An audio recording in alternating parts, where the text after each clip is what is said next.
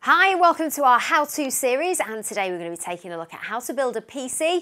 Our Aaron from 3XS Systems will be showing us how using a 3XS gamer PC. Hi Aaron. Hi Nikki. Thanks for coming in. You're going to be showing us how to build a PC. As I say, we've got all the components here that you brought in, so talk us through what you've got. Okay, so the first component we've got is the Asus Z370P motherboard. So that's kind of like an entry-level Intel Z370 motherboard which you can overclock on. You've got the Intel Core i5-8400 CPU, so that's the 6-core Coffee Lake CPU that Intel released recently. We've got the Arctic Freezer 11LP cooler, so that's like a low-profile cooler, so it's kind of just out of the way and it looks pretty slick as well. We've got 16 gigabytes of Vengeance DDR4 memory, alongside a 250 gig SSD from Samsung, and we've got an EVGA GTX 1070 Ti. Fantastic. So, having never built a PC before, you've done it plenty of times, where would be the most logical place to start then in terms of fitting these? So what we do in system build is we create the core component bundle first. So what that involves is we'd put the CPU on the motherboard, install the memory, make sure everything fits fine. We'd install the cooler if it's especially if it's quite a small one like this. Then we take that away and test it before we install that into the chassis. Just so there's no initial problems or anything like that. And going forward from there, that's when, once everything's fine, we get that in the chassis. Fab. So we're going to show people how to fit all of those components we just mentioned, but if it is something you're nervous about, you can buy a core component bundle, can't you? If you find that a bit fiddly. Yeah, we do sell overclock bundles, we do sell, value bundles as well, which are basically like we just discussed, they are them core component bundles in a box ready to go, and you can drop that into your existing chassis at home, because I think the problem is a lot of people are quite put off by this initial part of the build. Yeah, a little bit fiddly, is it? Yeah, this is the most fiddly bit, so I think that's the part that people really tend to shy away from. Okay, so very shortly we're going to dive in and you're going to show us exactly how to do it, but let's talk about tools. What do you need to have ready? So in terms of tools, you really don't need a lot from the kind of end user. The main thing really is a Phillips screwdriver, just a standard screwdriver there. This cooler actually comes with paste pre-applied, but in 3XS we always apply some aftermarket stuff to make it, a little bit better. Okay. Now, aside from that, we've got a standoff screwdriver here, but for the majority of cases now, they come with a little adapter, so even if you don't have one of them, you can just use the adapter to fit your standoff screws in there. Now, what we're big on the cabling side of things, so we like our builds being really neat, and nice straight lines for like optimum airflow and things like that. So part of what we do is we like to tidy the cables around the back of the system in nice straight lines, and to do that, really you need a set of cable ties and cable bases just to get them nice and stuck down. Keep it looking nice and slick. So there's nothing out of the ordinary there though, but you want to make sure you've got those to hand before you start. Yeah, correct. Fab. Okay, well let's start. CPU is the first part you put in, is that right? Yeah, correct. I see, I'm learning. Show us then how you do that. Any top tips whilst you're putting that in? Okay, so what we do is it's important to leave the CPU cover that's already on there in. You just simply open that latch up, open it up. And now this is kind of like the really fiddly bit. There's two notches at the top, dependent on CPU, but this is a Coffee Lake CPU, so they're at the top there. You just insert that in, really gentle, no pressure. Put that down, and the CPU itself will push that protector off as you put the clamp in. Oh, fab, there you go. And there we go. So presumably is that a signal that you've put it in correctly for that to pop off at the top? Yeah, and it should be nice and flush. You shouldn't be able to move that around at all. Now, you made that look super simple, but what are some of the common errors or mistakes that people might make, novices that have never done this before? We've seen stories of like people installing CPUs in the wrong socket, so there's the pin layout's completely different, and the notches that we saw earlier should be in a slightly different position, but we've seen people force them in, bending pins, all kinds of stuff. So the big thing is not to force that in. If it doesn't go in naturally, then presumably you've put it in the wrong way. Exactly. Fab. Okay, what's next then? We've done the CPU. What's the next sort of logical component to fit? Okay, so I'd say the memory is the next logical component to fit. You should really consult your motherboard manual for the slots you should be using. Some motherboards prefer it in, the B slots, some prefer it in the A slots. It's really down to motherboard manual, but as long as they're running in kind of dual channel or quad channel, depending on what platform you're on, that's okay. So just put one in there, and again, like the CPU, there's a little ridge, so you can't really put it in the wrong way. Oh, okay, that's handy. Don't force it. It's just a little bit of pressure on them ones. and again on the other side. It's a bit of pressure, but you don't want to be forcing anything. If it doesn't feel like it's going in easily, then again, you've probably made a bit of a mistake. Exactly, correct. Again, you made that look really simple. Is there anything we could do wrong when fitting the memory? Nothing outside of forcing it in, no, not really. Aside from perhaps, say if we did something like this, where you've got it in the wrong slots. Okay. If it was to put it in them ones, that would be in the wrong slots because you're running off the same channel there, and the CPU really wants them running in dual channel. So again, like you say, consult the your manual. I guess that's something that somebody who has literally no knowledge may make a bit of a mistake with, so it's important to check that. In terms of actually fitting it, that was pretty simple to me. Yeah. You can hear that click when it's in properly as well, can't you? Fab. Okay, so we've got the CPU and the memory. What's next? So I'd say the cooler's next. On this one, we've got the 11LP, but obviously there's so many different coolers on the market. They're all going to kind of have their own way of fitting. Some are a lot easier than others.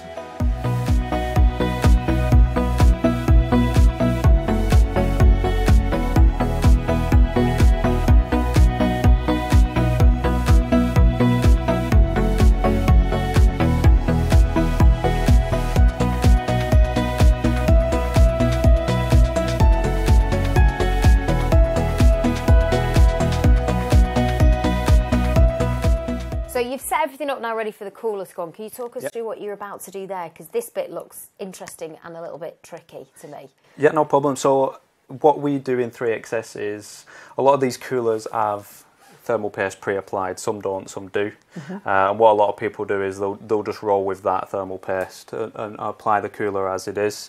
And for the most part that's fine. But what we find is sometimes that can be a little bit dried out, especially if it's been sat in its box quite a long time.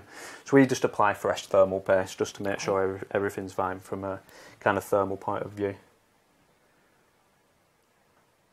So we just do a little dot in the middle just to cover the cores. And you don't need a lot, just like a grain of rice, a lot of people say. Okay. So this doesn't come with the cooler though, this is something you'd need to get extra? This is something you need to buy extra. Obviously, when we're building you a system, we use that by default, but it's something you'd want to purchase additionally if you was going to be building. Can you get hold of those quite easily? Yeah, we sell them here. Oh, fab. So you've got your grain of rice on there. Yep. And then, now this bit looks tricky, so I'm not going to ask you any questions until you've got it all in the right place. Let's line that up nicely. Okay. Line them screws up. And what we say is always kind of screw in diagonals. Okay. So little bits at a time. Don't completely screw one side down fully. Yeah. Otherwise, you're going to be pulling the whole thing to one side. Nice little tip there. And then just do it in small stages. Okay, so you're not doing it for as tight as it can be. You're going back round. Okay. Yeah, what are the reasons for that then? It's just mainly so that the thermal paste kind of spreads evenly. If you imagine underneath, if you're going to put it all down on one side, it's going to squeeze off to that side. Yeah, absolutely. We want a nice even distribution on that paste.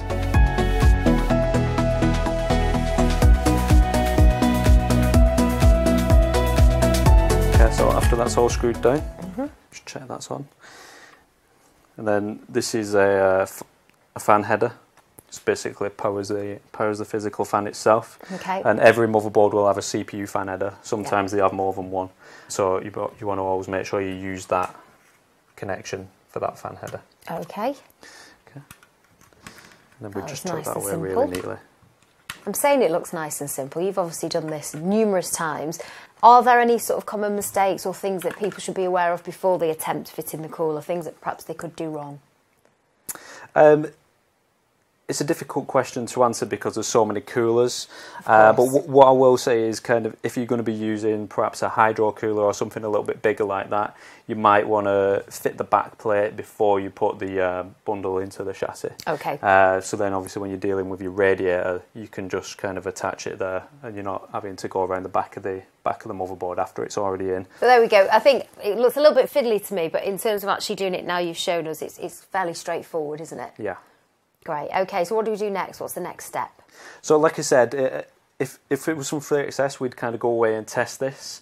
You know, if you use it at home, you can test this on your motherboard box. Okay. So you can basically put your motherboard on your bundle box, and you can test that out as like a core component bundle, okay. Just to make sure not everything's working before you put it in your chassis, so you can eliminate any kind of shorting issues with the chassis there.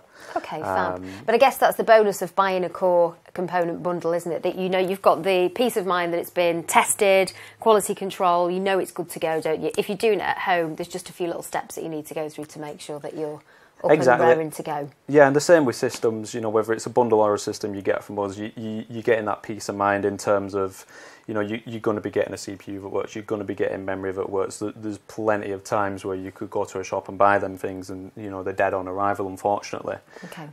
You know, if that happens in system build, we'll just swap it out for you before you even have to deal with it. Okay, you've got no troubleshooting to do at home, I guess, have you, and checking out which component could Exactly, you know, we've got test components here, like non-working components, so it's very easy for us to kind of diagnose something, whereas it's really hard for an end user to do that because they don't have replacement components across the board to test each individual thing.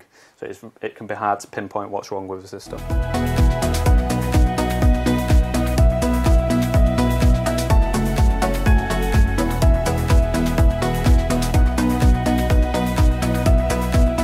Right, so we've got our chassis all ready now. Which one have you picked out for us? So we've got the Fractal Define Meshify C here. So this is kind of a really hot seller. Came out a few months ago and it's just been an absolute massive hit. So what it really brings is Fractal's kind of simplistic look, but they've got that gamer-esque style front to the chassis. It's really unique, it's got a really unique look to that. So yeah, it's doing really well for us. Excellent, it does look nice. So what do we do then? How do we go about getting this into there? Again, what's the logical first step? So the first step would be to put your I/O shield in. So you get these with your motherboard. So each one is unique to its motherboard, so it'll fit the ports on the motherboard perfectly. But size-wise, it should fit in any chassis that's of this kind of form factor. So that'll be the first step to get that in there.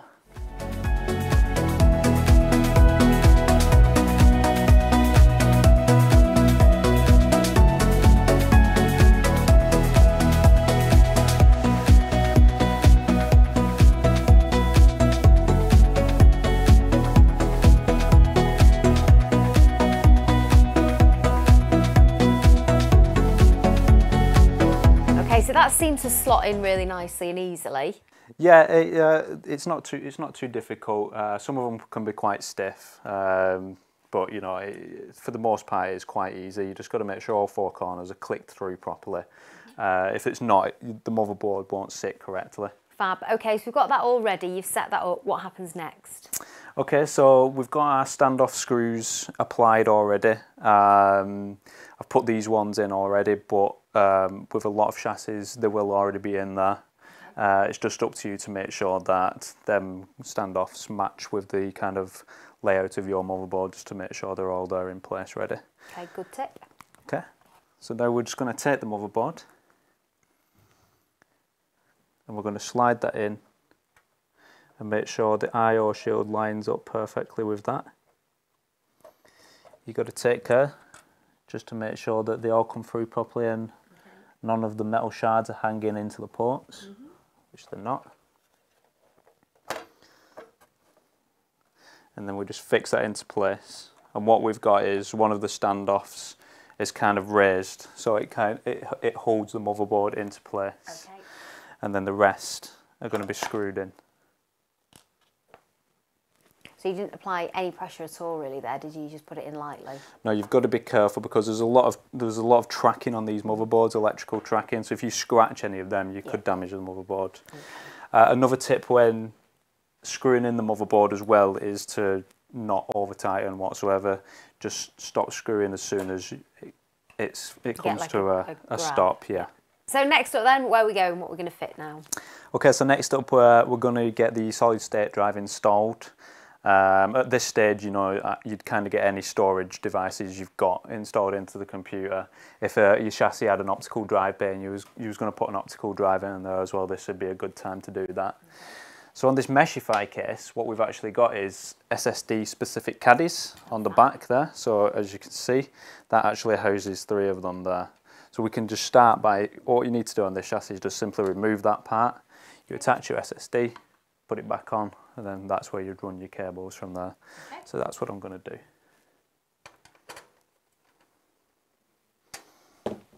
So there's 3 spaces there, like you say. Yeah. How would you choose where to put? You're only putting 1 in now. How would you choose which one to go for? Does it matter? It doesn't ultimately matter, but it's a good question, and logically I'd use that one there, just because it's nearer to these grommets here, where you can actually run your cable. So there's less kind of running it across the back of the board. It's a lot nearer to the ports that are on the motherboard on the other side, so you can just run that straight through there. Okay.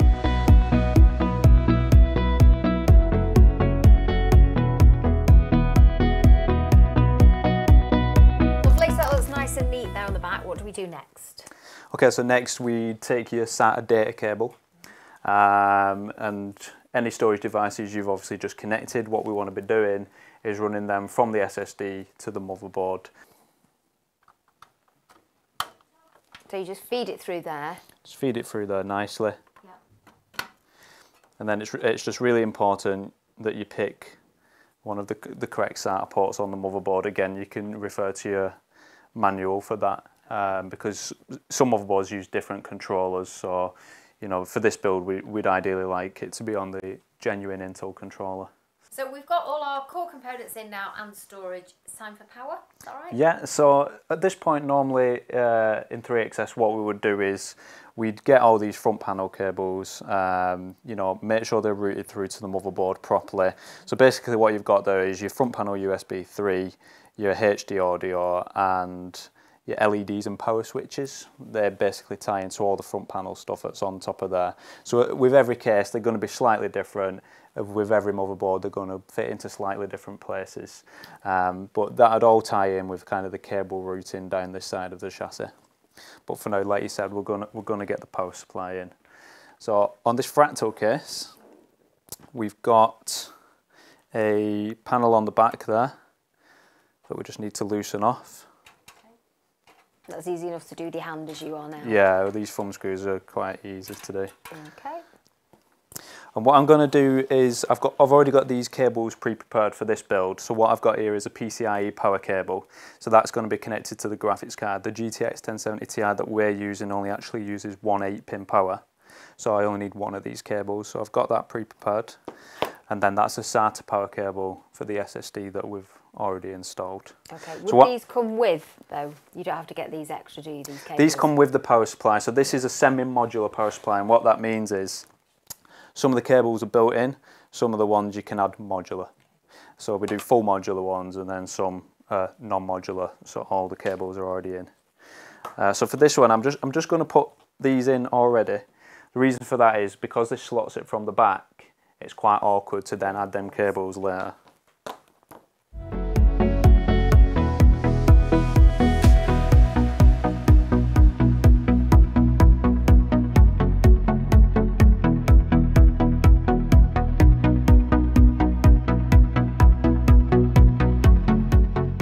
What we need to do is we need to just attach this back on so it holds it nicely into place.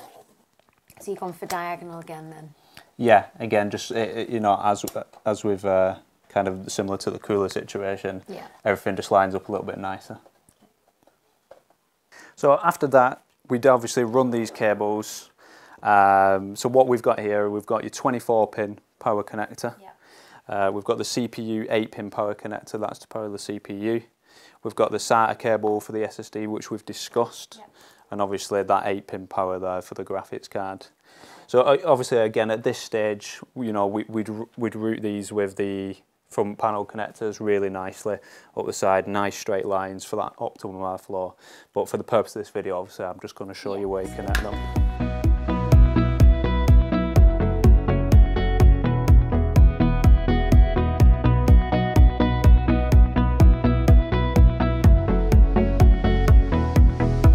Okay, so what I've done there is just thread the 8-pin CPU power and the 24-pin CPU power through to the, obviously, motherboard side of the build. What that does is it gives a really clean look. So what you've got is very minimal cable in there, and that just kind of helps with airflow. You don't want all the clutter around this side of the build.